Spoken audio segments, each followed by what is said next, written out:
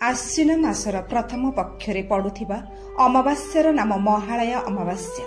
काहींकि प्रत्येक मनुष्य गोटे वर्षरे 4टी श्राद्ध कर्म करिथांती।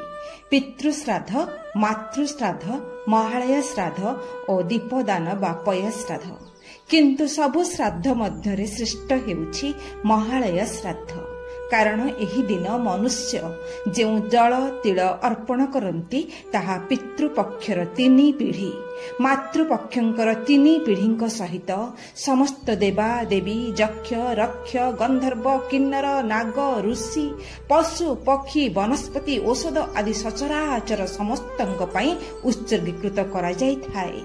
एही गोटे दिन संतान श्रद्धारे जो जल तिल अन्न आदि प्रदान करती ताहाको ग्रहण करिबा पई पितृपुरुषगण मातृपुरुषगण देवतागण ऋषिगण यक्ष रक्ष नाग गंधर्व किन्नर आदि समस्ते मर्त्यमंडल को अवतरण करिथांती।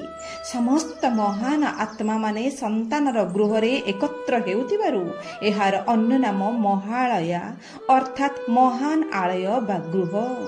जो गृहस्थ एही महालय श्राद्धर्पण करती तांकर अशेष कल्याण होइथाए।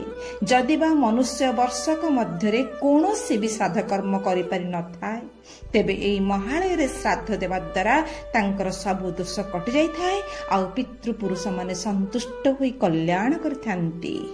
हिंदू धर्म अनुसार विभिन्न श्राद्ध कर्म मध्य महालय श्रेष्ठतम। पितृपुरुषों को श्राद्ध देवा सह गरीब और ब्राह्मण को भोजन दि जाए, जहा द्वारा वंशर उत्तर पीढ़ीर कल्याण होइथाए, सबु प्रकार उन्नति होइथाए। तेबे एही महालय बा पितृपक्षरे काहींकि अन्नदान करा जाए। पुराण कहती कर्ण थिले महादानी। तांको मृत्यु परे तांको जेतेबेले जमपुर को निया गला सेठारे तांकर बहुत आदर सत्कार करा जायथिला। किंतु कर्ण को जेतेबेले खूब जोरे भोक लागुथिला सेतेबेले तांको खाइबा पई अन्न दिया जाय नथिला। ता प्रति बदलरे से दान करिथिबा सुना रूपा आदि दिया जायथिला। एहार कारण पचारिबारु जमराज तांको कहिथिले कर्ण तांको जीवितावस्थारे बहु मूल्यवान द्रव्य दान करिसंती किंतु केबे काहाको अन्नदान करिनाहंती। महादानी जेहेतु थिले कर्ण तेणु तांको जमराज 14 दिन पई मर्त्यमंडल को पठाइथिले। सेही 14 दिन थिला एही आश्विन मास प्रतिपद ठारू कृष्ण पक्ष अमावास्या तिथि पर्यंत समय, जार अन्य नाम हेउची पितृपक्ष। कर्ण पितृपक्षरे मर्त्यमंडल को आसी एही 14 दिन मध्यरे ब्राह्मण गरीब आदि मानंकु अन्नदान करी फेरी जाइथिले। फलरे तांकु आउ जमपुररे अन्नरु वंचित हेबाकु पड़िला नाही। तेणु एही पितृपक्षरे अन्नदान करिबा उचित, जहा फलरे परलोक बा मृत्यु परे आउ अन्नर अभाव रहिबो नाही।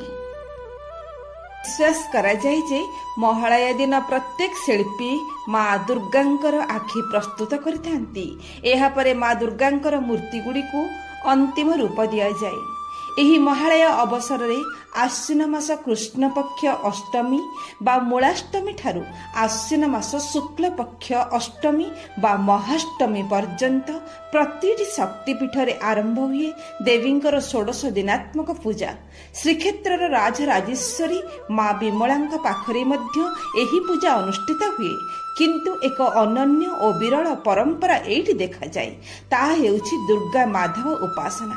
मूलाष्टमी ठारू प्रथम 8 दिन माँ विमलांकर प्रतिरूप माँ दुर्गांक सह श्री जगन्नाथंकर प्रतिरूप माधवंकु एकत्र रुंधा जाई माँ विमलांक मंदिर रे अवस्थान करा जाए। आउ तापर 8 दिन दुहे दोलमंडप साहिरे थिबा नारायणी मंदिर को यात्रा करिथांती। तेणु एहार नाम शाक्त गुंडीचा गुप्त गुंडीचा बा दुर्गा माधव उपासना।